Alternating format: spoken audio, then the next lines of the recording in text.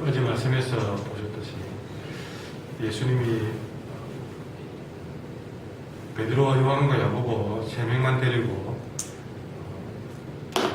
기도를 가셨다가 변화산 사건을 경험하게 됩니다.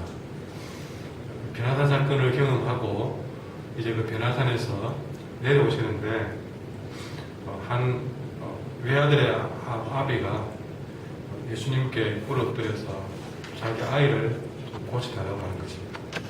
이 아이는 귀신 들린 자로서 귀신이 하나도 그 아이를 사로잡고 격리를 일으키게 만들고 몸을 상하게 만들고 난 다음에 떠나가는 이런 일들이 계속 반복이 되는 겁니다. 성경에는 이 아이를 두고 내 외아들이라고 표현하고 있는데 외아들이기도 하겠지만 이 아베에게 가장 중요한 문제라는 뜻도 이 말씀 속에 포함이 되어 있습니다. 그러니까 자신의 가장 소중한 아들이 이렇게 어마어마한 고통 가운데 빠져 있다는 것이죠. 여러분 참 부모에게 이런 자녀의 문제는 가장 큰 문제입니다. 그래서 이 문제를 예수님께 가지고 왔는데 마침 예수님은 변화산에 가고 안 계시고 또 베드로, 요한, 야고보까지도 따라가고 없고 그 나머지가 산 밑에 있었던 거로 그들도 귀신을 쫓아내고 병을 고칠 줄 안다 하는 것을 알고 이 아비는 그의 남아있던 제자들에게 그 문제를 부탁을 했던 것입니다. 그런데 여기 남아있던 제자들은 이 아이의 문제를 어떤 방법으로 해봐도 해결할 수가 없는 것이죠. 그런 중에 예수님이 지금 변화산에서 내려오신 것입니다. 이 모든 상황들을 이 아비가 예수님 오시는 것을 보고 예수님께 달려가서 일일이 다 고해버린 것이죠. 자, 이런 문제 앞에서 첫째는 그 아비로 볼 때는 가장 큰 문제가 외아들 문제인데 그 외아들이 귀신 들려서 고통받는 그 문제이고요. 또 이런 문제를 가지고 왔을 때에 예수님의 제자들은 안 그래도 예수님에게 어떤 공격할 구실이 없는가 하고 노려보고 있던 서기관들에게 지금은 그 문제를 해서 지금 죽음을 당하고 있는 중입니다. 비난을 받고 있는 것이죠.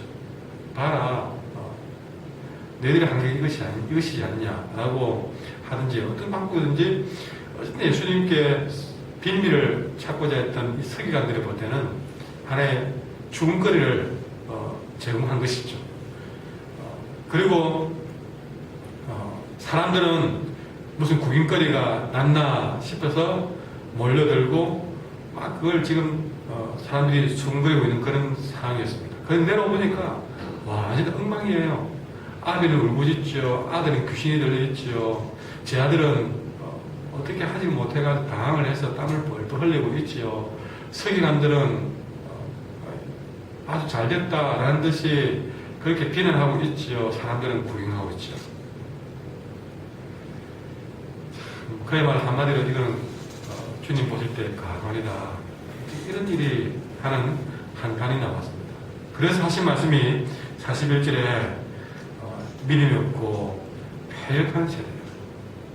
이 패역하다는 단어 속에 우리 주님의 한탄이 들어있습니다. 믿음이 없고 패역한 세대여, 내가 얼마나 너희와 함께 있어야 되겠느냐, 그리고 너희를 얼마나 참아야 되겠느냐. 여러분, 이 말은 그 자리에 있는 모두를 향한 우리 주님의 한탄이었습니다. 또 문제로 소리치는 그 아비에게도 마찬가지고, 그리고 이런 문제를 해결하지 못하고 있는 예수님의 제자들에게도 마찬가지고, 이걸 가지고 이런 정도로 비난하고 중하고 수군거리고 있는 서기관들도 마찬가지고, 이걸 또 구경거리라고 쳐다보고 있는 백성들의 천박한 모습들. 그러니까 정리해보면 제자들의 믿음 없음, 서기관들의 사악함, 백성들의 천박함, 이런 총체적인 난국 앞에 우리 주님은 믿음이 없고 패역한 세대여 내가 너희와 언제나 함께 있겠느냐라고 한탄을 하신 것입니다. 더 나아가서 이것은 지금까지 주님이 수많은 사람들을 고치고 오병이어로 먹이고 입히고 수많은 기적을 그들에게 보여주고 행했음에도 불구하고 그 누구도 제대로 변화된 사람이 하나 없다는 것이죠. 제 아들도 그렇고 사람들도 그렇고 서기관도 그렇고 어느 누구도 이만큼 보여주었으면 행했으면 또 설교를 했으면 나타나야 될 변화가 보이지 않는 것에 대한 한탄이기도 하다는 것입니다. 자, 이런 문제 앞에 주님은 먼저 가장 이 문제의 핵심이었던 귀신들의 아이를 불러서 귀신을 꾸짖어 귀신이 나가게 만들면서 그 아이를 낫게 해 주었습니다.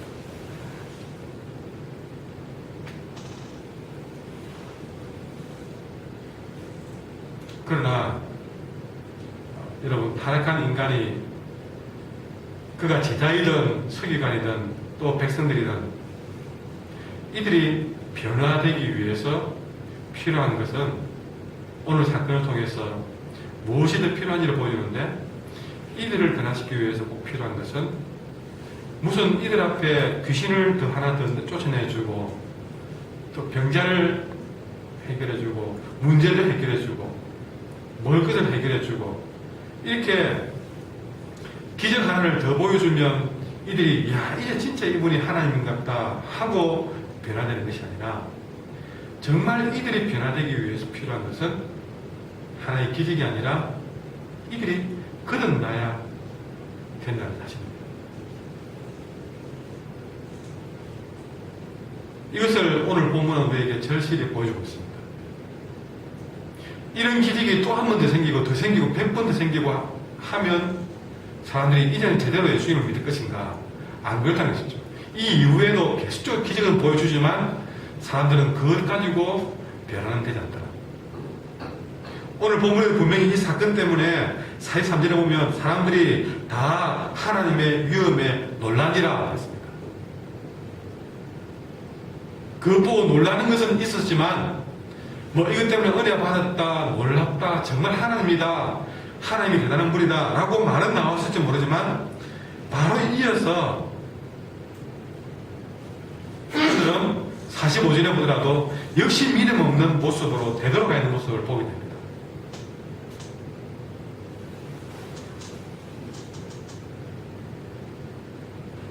여러분, 이런 안타까운 현실 앞에 가장 큰 안타까움이 뭡니까? 어떤 것에도 변화가 일어나지 않는 사실이죠. 그들 앞에 주님이 하신 말씀은 44절에 이 말을 너희 귀에 담아두라. 인자가 장차 사람들 손에 넘겨지리라. 정말 믿음 없고 패역한 이 세대, 그 무엇으로도 변화되지 않는 이 사람들, 이 사람들 앞에 주님이 하신 말씀은 어쩌면 이 말씀도 어떤 면에서 한탄스러운 말이 아니겠는가. 그게 뭡니까? 내가 죽지 않고서는 해결이 안 되겠구나. 저는 이 44절의 말씀이 그리 들립니다. 기적 하나 더 보여준다고 이들은 해결이 안 되는구나. 내가 사람들에게 손에 넘겨져서 십자가에 피를 흘려 죽어야 그 보혈의 가치로 인해서 이 사람들이 변하겠구나. 저는 그런 한탄으로 보인다는 것이죠. 아까 41절의 말씀에 이어졌습니다.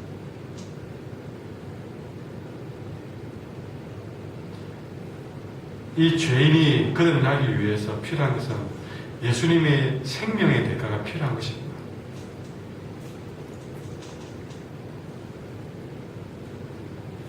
여러분, 나에게는 이 제자들의 믿음 없음이 없습니까?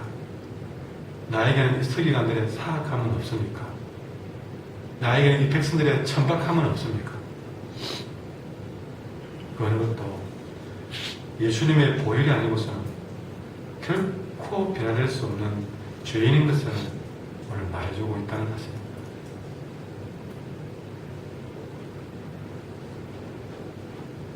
예수님이 장차 사람의 손에 넘겨지리라 라고 말했을 때 제자들은 또 그들의 믿음 없음이 여실히 드러납니다.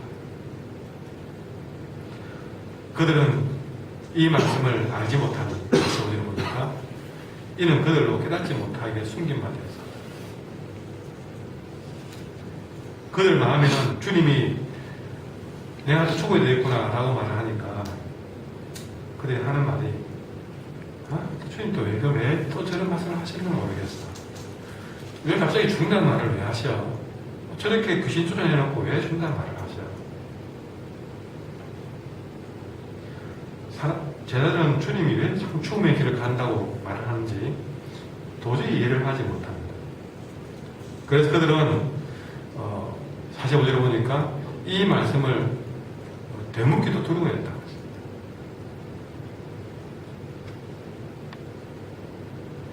그럼 왜 이들은 이런 생각을 했을까요?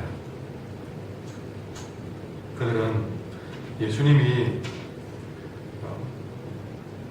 예루살렘에 가시면 저렇게 오병이어로 천명을 먹이고 죽은 자를 살리고 귀신을 쫓아내고 병자를 고치는 저 능력으로, 그래서 또 수많은 사람들이 그걸 보고 몰려드는 그 인기를 가지고 저분이 예루살렘에 가셔서 왕이 되셔야 된다 생각이 따로 있습니다. 항상 다른 생각을 하니까 주님이 하신 말씀을 그들은 깨닫지를 못합니다. 기적을 보여주면서 설명해줘도 깨닫지를 못합니다. 어제 말씀에서 베나산에 데려가서 눈으로 예수님이 변화되는 것을 보여주면서 말해도 그들은 잠들어 있지 깨닫지 못합니다.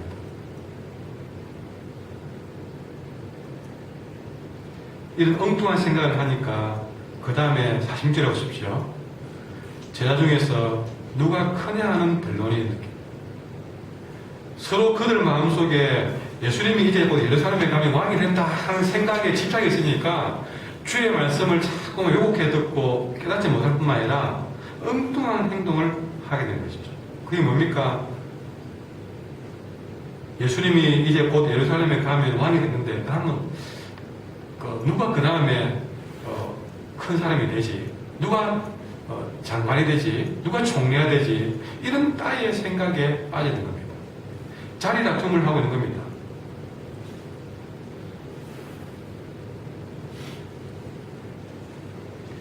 그 때문에 서로 누가 높은 자리에 앉는가 싸우기까지 하고 있는 것이죠. 여러분, 이런 제자들 앞에 예수님이 어린 아이 하나를 데려다가 자기 곁에 세우십니다. 세우면서 하시는 말씀이 48절에 누구든지 내 이름으로, 그러니까 주님의 이름 때문에 이 어린아이를 세우는데, 여러분 여기 어린아이는 그 당시에 숫자에도 치우지 않고 한마디로 아무도 알아주지 않는 대상의 상징이었습니다. 그러니까 이런 어린아이를 하나 상류로 세워놓고 하시는 말씀이 누구든지 주의 이름 때문에 이런 어린아이, 그러니까 남들이 잘 알아주지 않는 그런 아주 작은 사람,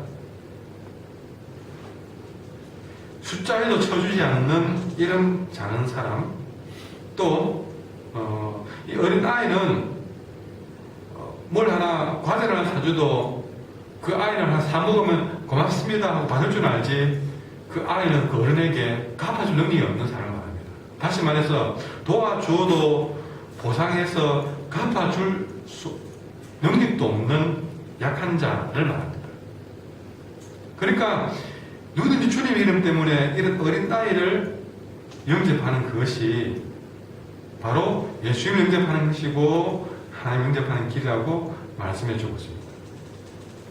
그러면서 곧이어 하는 말이 누가 크냐라고 싸우는 그들에게 하는 말이 이 모든 사람 중에 이렇게 가장 작은 그가 큰 자다.